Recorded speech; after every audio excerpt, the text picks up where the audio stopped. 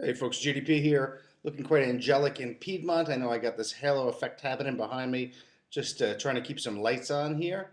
Monday morning, been here for a week. It's a whirlwind of activity. So many visits, a couple of major points, I guess, and major overviews. I might have said this last time, but it's worth recording. 2007 Barolo is a big pass for me. There are very few producers who made a wine I'm interested in buying. Lots of wines that are just not good.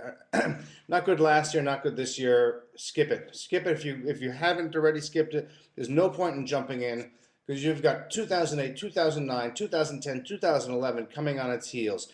2008 is everybody saying it's a classic vintage. It's a classic vintage. It's smaller in scale. The tannins are super ripe. Great acidity, fresh fruit. Alcohols are very reasonable. Wonderful vintage. I have a feeling that it'll be mature a little sooner, have a long-lived plateau. It may not make 40 years, but it'll certainly make 25 years. And who needs more than 25 years with the 2008 Barolo? '09, bigger, richer, more intense, fresher than '07.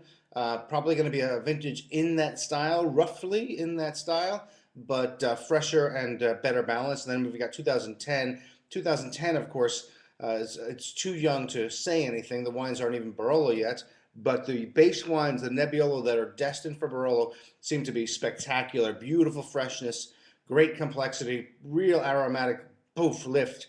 Barbera's also 2010 seems to be totally rocking it. I'm just going to refer to the list of visits I have here, give you a little bit of a rundown on who's doing what.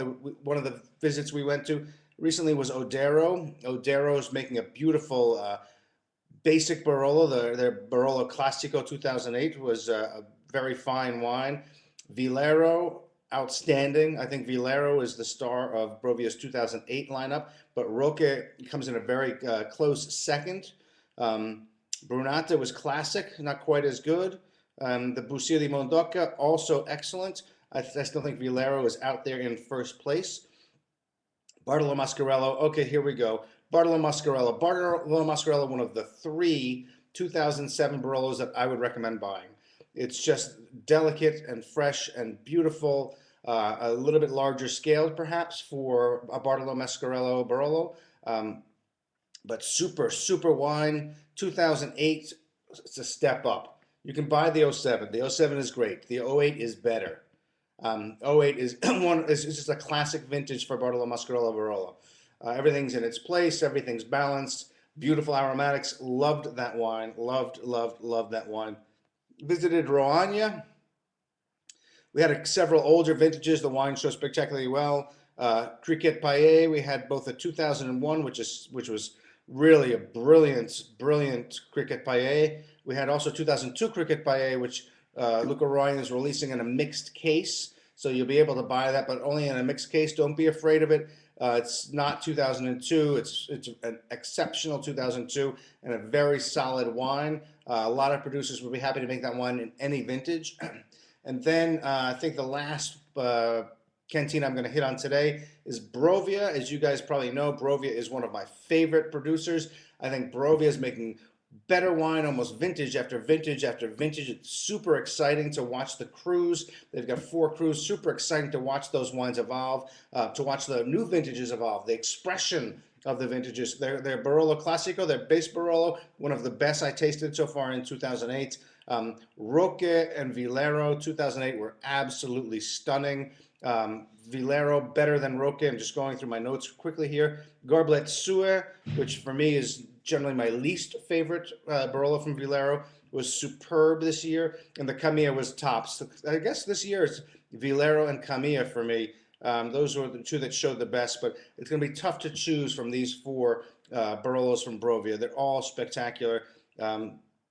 Revisited 2007 Vilero, 2007 Garblet Sue, 2007 Camilla.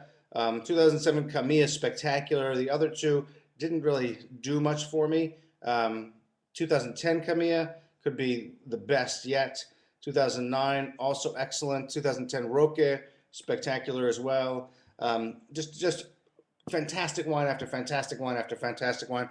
Very exciting time to be checking out Brovia. Very exciting time to be checking out Piedmont. You know, you can build a spectacular Piedmont cellar with just the next 5 vintages that will give you 40 years of super interesting recording, super interesting drinking over the coming decades. So that's a very brief update. I mean, I've got a couple more, I got several more visits here to relate to you. I don't want to take 10 minutes of your time here, and I'm scheduled for more visits today. Tomorrow morning, I start tasting 85 wines every morning, Barbaresco, Barolo. Not 85, I'm sorry, 65. So there'll be a ton of standout wines. I really am excited about the 2008 vintage, excited to try 300 wines, crazy as that may sound. But that's all I got for you today. Like I said, I'll be back with lots more. I got visits from Schiavenza, Giacomo Conterno, Marcarini, Giuseppe Mascarello, who just might be the most compelling winemaker in the Langhe today. Very exciting wines there. But on that note, my friends, I'm going to have to leave you until tomorrow. So drink well, and I'll be back tomorrow.